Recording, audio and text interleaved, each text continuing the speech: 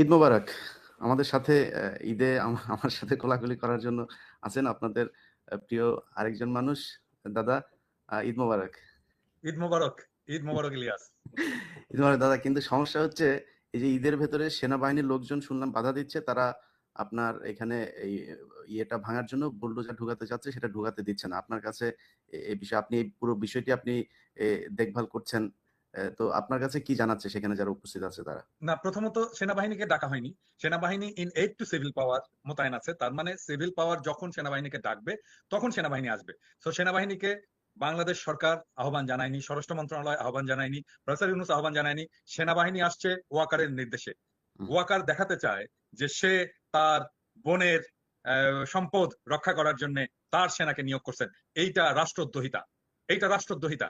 কোনোভাবেই সেনাবাহিনীর আইনত কোনো অধিকার নাই ওইখানে আসার, যতক্ষণ পর্যন্ত না সেনাবাহিনীকে সরকার ডাকবে। সেনাবাহিনী মোতায়েন হয়েছে ইন এইড টু সিভিল পাওয়ার একটা আইনের অধীনে। আমরা আহ্বান জানাচ্ছি সেনাবাহিনীকে সরে যেতে হবে এখান থেকে। আর সেনাবাহিনী বুলডোজার আটকেছে। আমরা সেনাবাহিনীকে ওইখানে যারা সৈনিক আছেন, জুনিয়র অফিসার আছেন, সবাইকে আহ্বান জানাচ্ছি বুলডোজার ছেড়ে দিন। এবং বুলডোজার আসুক বা না আসুক, আমরা 32 নম্বর আজকে রাখবো না। এটা ভেঙে মাটির সাথে মিশিয়ে দেবো আমরা। এবং উপরে শুনলাম তারা হেলিকপ্টার পর্যন্ত তারা এখানে উপরে মহড়া দিচ্ছে সেনাবাহিনী। হেলিকপ্টার তো হাসিনা হাসিনা উড়িয়েছিল হেলিকপ্টার। হাসিনা উড়িয়েছিল হেলিকপ্টারে, কি হাসিনাকে বাঁচাইতে পারছে? পারে নাই। হেলিকপ্টার আছে হাসিনাকে বাঁচাইতে পারে নাই, আজকেও 32 নম্বর বাঁচাইতে পারবে না। আমরা ৩২ নম্বরের সর্বশেষ অবস্থাটা একটু জানার চেষ্টা করব। তার আগে কিছু জিনিস দাদা আপনার কাছে জেনে নেই যে এ একটু ঢুকতে বলেন না তাড়াতাড়ি। তো আমরা ফেসবুকে বিভিন্ন ২-১ টা পত্রিকাতেও দেখলাম যে এটা হচ্ছে এই জাতির ইতিহাসের সাথে মিলেমিশে একাকার ধানমন্ডি ৩২ নাম্বার। আপনি ইতিহাস নিয়ে আপনি বেশ কয়েকটি বই লিখেছেন, আপনি গবেষণা করেন। মানে ৩২ নাম্বারের আসল ইতিহাসটা দাদা কি বলেন তো? না, আমি ওই ইতিহাসে যেতে চাই না। মানে বিষয়টা হচ্ছে যে বিপ্লব বিজয়ের একটা স্মারক থাকতে হয়। আমরা একটা স্মারক অর্জন করেছি, শেখ মুজিবের মূর্তি।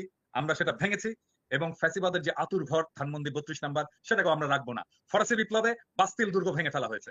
আমরা এই 24-এর বিপ্লবে ধানমন্ডি 32 নম্বর আমরা গুড়িয়ে দেবো। ওটাই আমাদের লক্ষ্য। না, এখানে উনারা বলার চেষ্টা করছে যে এই এত রাজনৈতিক প্রতিহিংসা এটা তারা এই যে সুশীলরা এখন এসব কথা বলছে, বিশেষ করে সবচাইতে বেশি আমি যেটাকে বলেছিলাম ওর ক্যারা উঠেছে এই শাওনের ফালাফালি সবচাইতে বেশি দাদা।